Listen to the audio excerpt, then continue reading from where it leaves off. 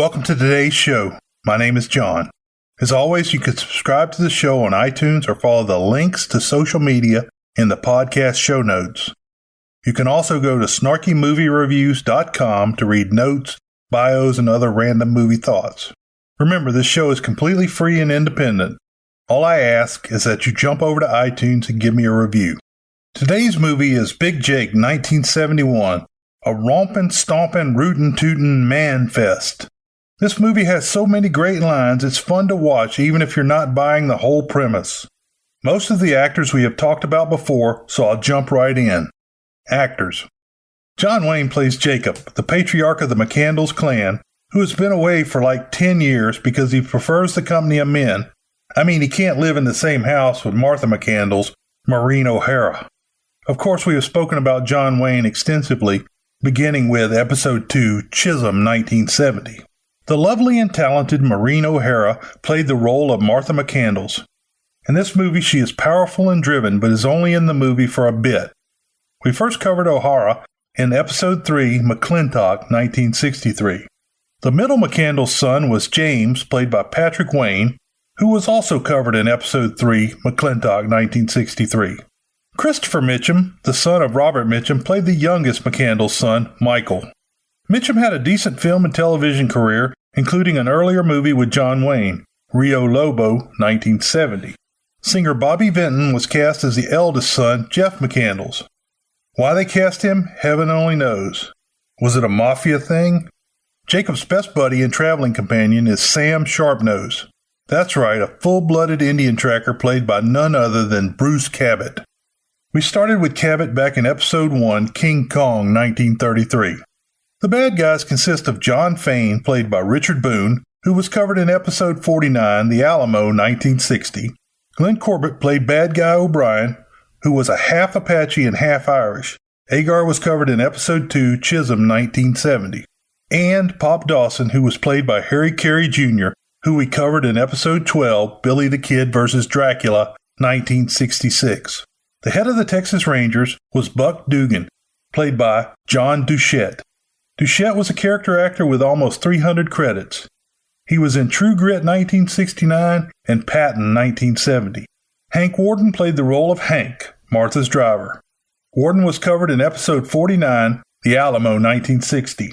John Agar played the ranch foreman. Agar was covered in Episode 2, Chisholm 1970. Story. The year is established as 1909 through a series of photographs. It highlights how modern the world was, except that the western U.S. was still wild. As the bad guys are riding towards the McCandles ranch, a bio is presented. At the ranch, little Jake McCandles is practicing the piano. Upstairs, Jeff McCandles, Bobby Vinton, is sleeping. The gang attacks the ranch, killing innocent men, women, and children. When Jeff comes down, he is wounded by John Fane, Richard Boone, head of the bandits. They even kill old Moses Brown, the cook, before they kidnap little Jake. Little Jake stabs O'Brien in the cheek, making an enemy for life. They leave Mrs. Martha McCandles, Maureen O'Hara, alive so she can pay the ransom. Hank Worden, comes riding in after the attack. Martha tells him to get a doctor and the sheriff. Hank asks about her husband, to which she replies, "I have no husband." She finds the ransom note with the instructions on the body of her wounded son. The bad guys and their hostage cross back into Mexico. Martha has a strong box brought down, and she is offered aid from the Army and the Texas Rangers. The Rangers are led by Buck Dugan, John Duchette. Martha turns down both offers, saying it's going to be a harsh and unpleasant business and will require a harsh and unpleasant kind of man. I am grateful to you both, but I don't think this is a job for the Rangers, Buck, nor for the Army, sir. It is, I think, going to be a very harsh and unpleasant kind of business, and will, I think, require an extremely harsh and unpleasant kind of man to see to it. The scene switches to Big Jake McCandles, John Wayne, sighting his rifle. In the distance are a group of cattlemen about to hang a sheep herder. Big Jake convinces himself he is not going to get involved. He talks it over with his rough collie that goes by the name of Dog. About that time, one of the men kicks a small Mexican boy. Big Jake rides down and rescues the shepherd, Bernard Fox, and buys the sheep. The hangmen change their tune when they find out they are dealing with Big Jake. Later, a rider brings a letter from Martha saying she needs his help. Big Jake arrives via train with his horse in tow. Jake goes in to see Martha. She tells of Jeff being shot and Jeff's son being kidnapped. Hank and another man bring in the red strongbox with the $1 million ransom. Jake opens the box, looks inside, and asks Martha if that's the way she wants to do it. She says yes. They need to be given what they have asked for. Big Jake agrees. Is this the way you want it? Yes. They're very dangerous men. They've already killed 10 people. Many of them you knew. Juan and his family. Tina and the little boy? Moses Brown. Oh, Mose. Lousy cook. Jacob, as I said, they're very dangerous and violent people. And I don't think we've got any other choice than to give them what they have asked for. I agree. Jake begins loading the gear and sees Buck. Buck and his Rangers want to take cars and go with Jake. James McCandless, Patrick Wayne, arrives and is mad because his dad left 10 years ago. He keeps calling Big Jake Daddy. Finally, Jake pulls him off his horse and says, since you haven't learned to respect your elders, it's time you learn to respect your betters. James? Good morning, Daddy. It's been some time since I've seen you. 10 years, I think. 9 years and 4 months. But you're welcome to come along, son. I am moved by your faith in someone you haven't seen since he was 16 years old. Daddy. Daddy? Daddy. Daddy. Well, son, since you haven't learned to respect your elders, it's time you learn to respect your betters.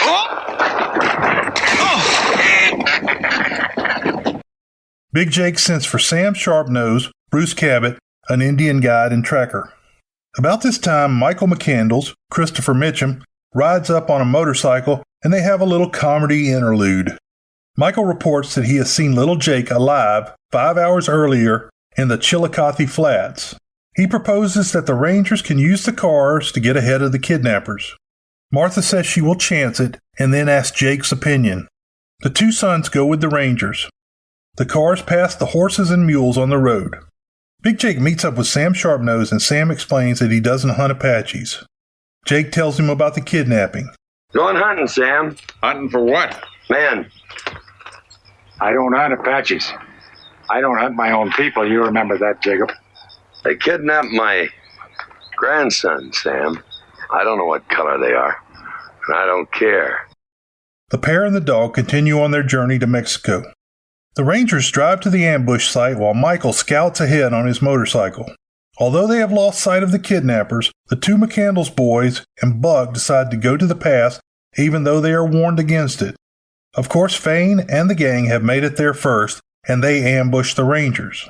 The Rangers take a beating and all of their cars are destroyed while Michael does some pointless riding around on his motorcycle. Jake and Sam arrive at the ambush and refuse to help the stranded Rangers. A boy? We don't know. My son, Michael? We don't know. There was an explosion southeast of here.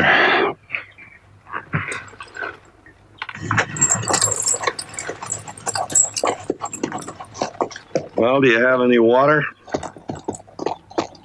No. Well, I'll give you half of ours. As soon as I can, I'll telegraph that you're walking in.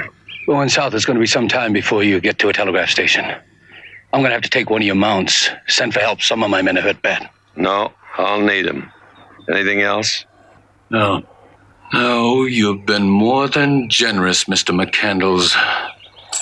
I think so, Buck. He further states that he should kill Buck for endangering his grandson. 15 years ago, I'd have killed you for risking my grandson's life. If I find him dead, I'll still kill you. James joins his father and they don't know the location of Michael. James argues with his dad and Sam gives him some good advice. They find Michael laying at the bottom of a cliff with a destroyed motorcycle. He was playing possum. Jake punches him in the face twice, once for making him think he was dead, and once for risking little Jake. That night, the three McCandless and Sam make camp. James starts messing with Jake, and then they find out he has been hit by buckshot. They perform the surgery by campfire light. The next day they pass a distinctive falls that the Fane gang passed the day before. Jake tells Sam he thinks they are being followed. Sam scouts back and finds that they are being followed by 3 or 4 men. They have a little fun with Michael's automatic pistol. Michael shows that he is an expert shot with a sniper rifle. The following night they set up camp in an abandoned adobe hut. That night, Fane rides into the camp to work out the details of the exchange. Well, I hope that boy don't catch cold. That would cause me great annoyance and displeasure. Mister, that just scares the hell out of me. The thought that you might be annoyed. Glad to hear that. Who are you? To say I work for the McCandles. The boy mean anything to you? Never laid eyes on him. But I'm being paid to bring him back alive or you dead. Each and every one of you. Fane tells him to go to Escondero. He also says that they are not the ones that have been following the McCandles. Jake says he doesn't care about the boy, and Fane says he is just a messenger. Fane says they will send the boy's body back in a basket if anything should go wrong. Sam says that 2 of the men following them are in the trees. He goes back and kills one, but the other gets away.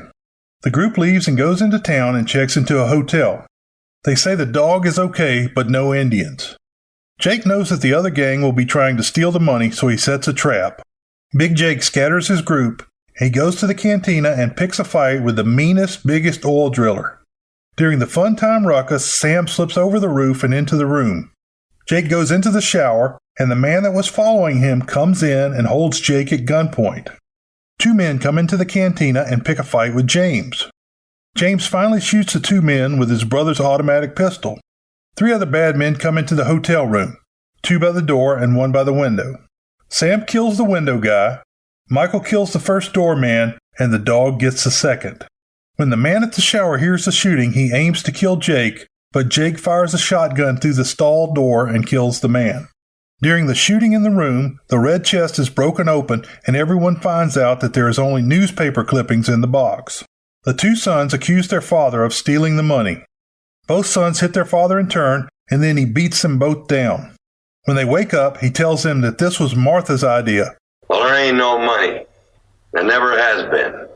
That's right, never has been. It was your mother's decision and mine that we take the boy and not pay for him. My mother's decision? I don't believe you. There were 7 McCandles people killed, 1 crippled. Your own brother shot, maybe crippled, maybe even dead. And my grandson kidnapped. I ain't gonna pay him for that. Neither's your mother. Thought I knew her. Not hardly. Remember giving them what they asked for? Michael says they will kill little Jake if there's no money. Big Jake, in one of the greatest lines of all time, says, "Not if we kill them first." Can't be done, Pa. They'll kill little Jake for sure. Not if we kill them first. Later that night, Pop Dawson, Harry Carey Jr., comes to the room and tells Jake to come with the money and that they will have a sniper on little Jake. Michael is sent to get the sniper. They tell Pop that Michael is dead. Pop leads him to a courtyard and leaves. A man is hiding around the corner and Jake spits tobacco in his eyes while James gets into position. Jake crosses the courtyard and finds Fane and 4 men waiting. Jake sicks the dog on one of the men. Another man comes out with a shotgun on little Jake. Fane gives Jake a final warning. When Fane insists that Jake open the money case, Jake throws him the keys.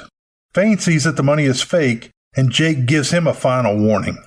The shooting starts, and both Jake and Fane are hit. Michael kills the sniper. Fane shoots the dog. Big Jake gets away with little Jake. Big Jake then gives little Jake a derringer and tells him to run. Sam kills one of the gang and is killed by a machete-wielding John Goodfellow. Goodfellow chases little Jake, and Dog comes to the rescue and is killed during the fight. Michael is shot but kills another bad guy. O'Brien gets the jump on him, but then Michael kills him in a fair fight. Out of shotgun shells, Jake hits Fane with a lantern and goes after little Jake. Big Jake uses a pitchfork to finish off Goodfellow. Fane rides up and is about to shoot both of the Jakes when Michael picks him off with a sniper shot. Before he dies, Fane asks who he is. Big Jake tells him, and Fane says, "I thought you were dead." Big Jake replies, "Not hardly." Who are you? Jacob McCandles.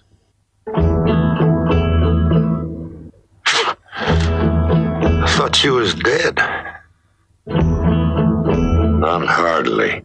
With little Jake rescued and the broken family bonded, they prepare to head home. World famous short summary. Couple goes through rough patch. If you enjoyed this week's show, please tell your friends. And if you really want to help, drop over to iTunes to give me a review. If you want to comment, recommend a movie, or just say hi, follow the links in the show notes to my site. Beware the Moors.